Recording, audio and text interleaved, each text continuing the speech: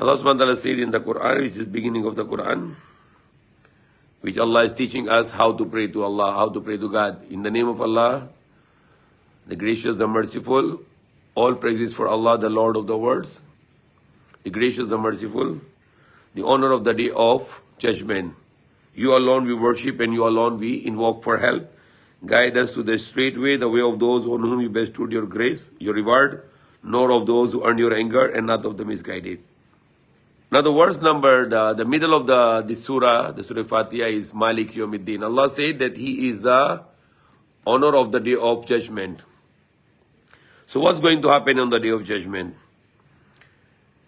That we should be worried of. And one of the things going to happen on the day of judgment will be the judgment between the people. That if you have to owe someone, you get somebody's things or their money and you did not pay, then this person will complain to Allah on the day of judgment that this person was not able to pay my accounts. We call it accountability. That is one of the great aspect of the Quran, and is the great aspect of the Islam. And that is one of the great things the Prophet Muhammad taught us about accountability. You cannot use the things of the people or the money of the people without their permission. Even if it is the smallest thing, the very tiny things, you are not allowed to use the things of the people without their permission. And if you have the things of the people with you, you must return these things.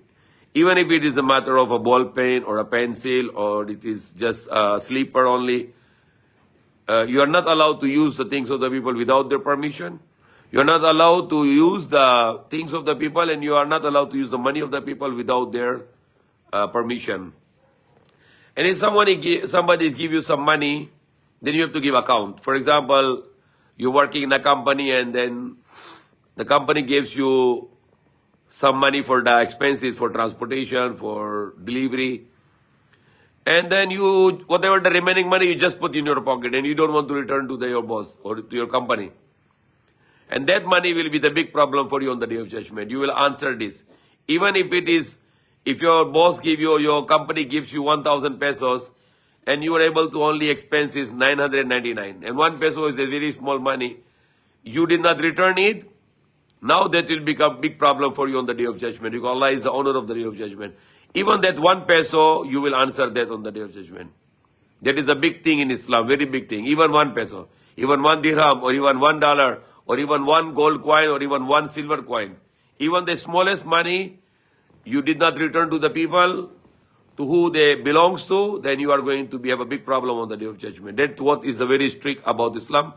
Allah command about this, the Quran said about this, and the Prophet Muhammad ﷺ mentioned about it.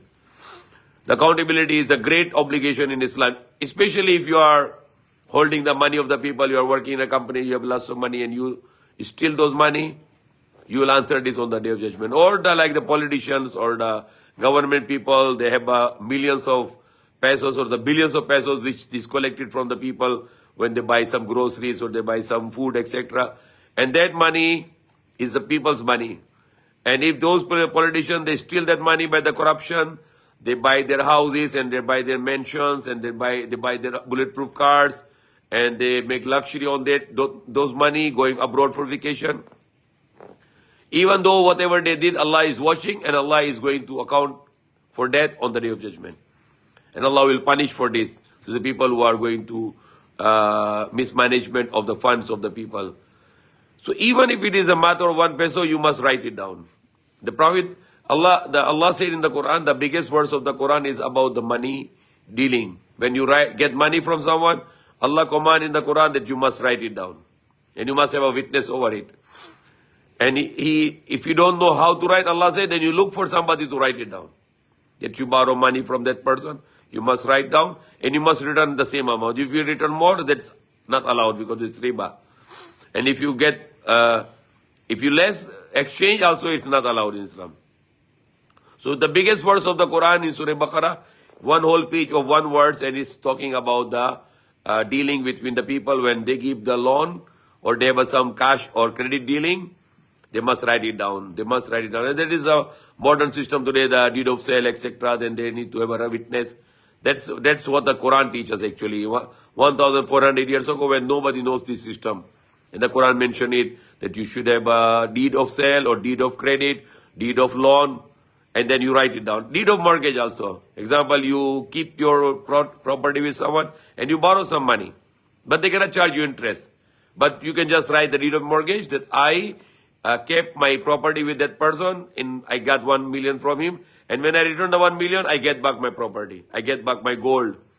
So that's called deed of mortgage, deed of sale, deed of endowment, deed of gift.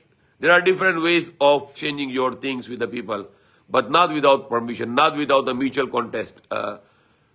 So that is a big thing also for us in Islam. This very big thing in Islam. And that's also the Prophet Muhammad Sallallahu Alaihi Wasallam, he emphasized this.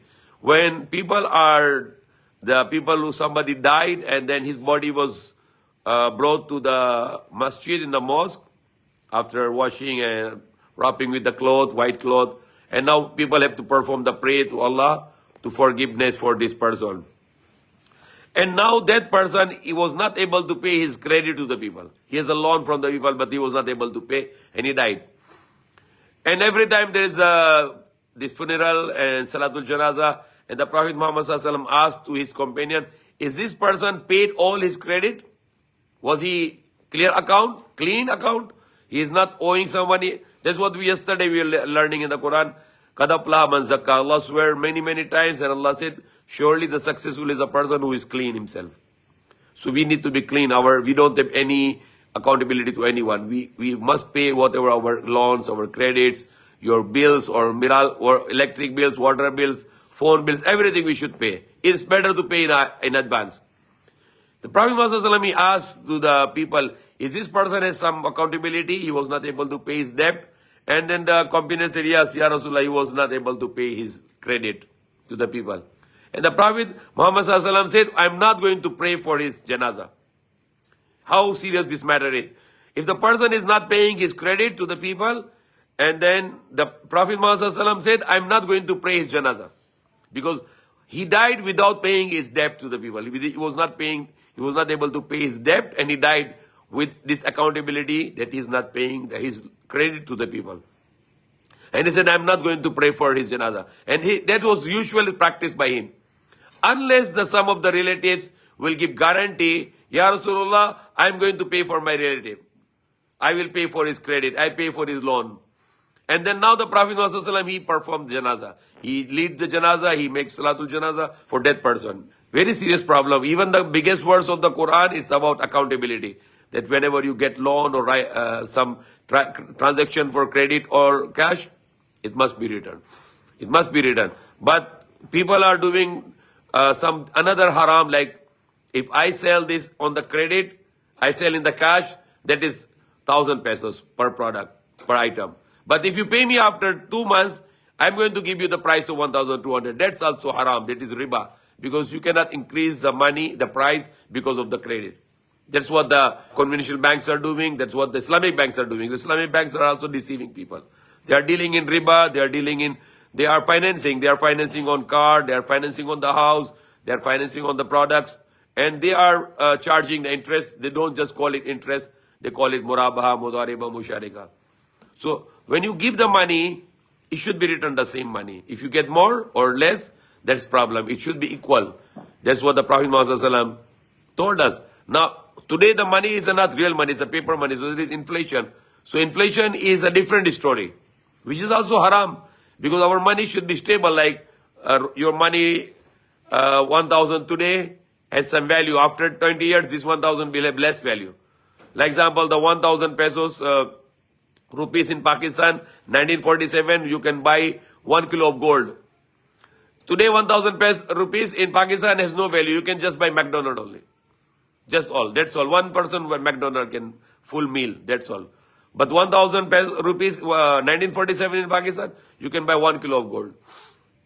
So that's a different thing, that the money is being devalued. It's controlled by the Zionists, and they devalued your money to make you poor. So your money, even you put on the safe place, but it's keep on devalued every day until it becomes zero. But not because of the inflation you are allowed to get interest. No.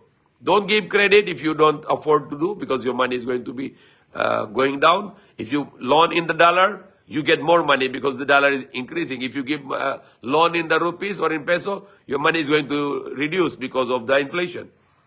So don't loan. Whatever afford you can do, and if even you loan and you get your money devalued, Allah will pay you on the day of judgment for this.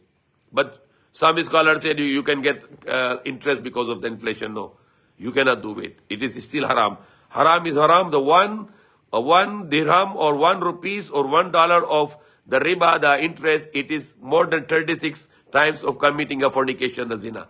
That's what the Prophet Muhammad ﷺ said. So accountability is very important for us. Any money you have of the people, you must return their money. If they tell you to buy something, you compute it and give the account. Okay, I bought this 999 pesos. This 1 peso is yours. I want to return it to you. That is very strict matter in Islam. That it is accountability. And Allah is said in the Quran, Malik Yawmiddin. Allah is the Malik of the day of judgment, and is going to judge between us of our accounts.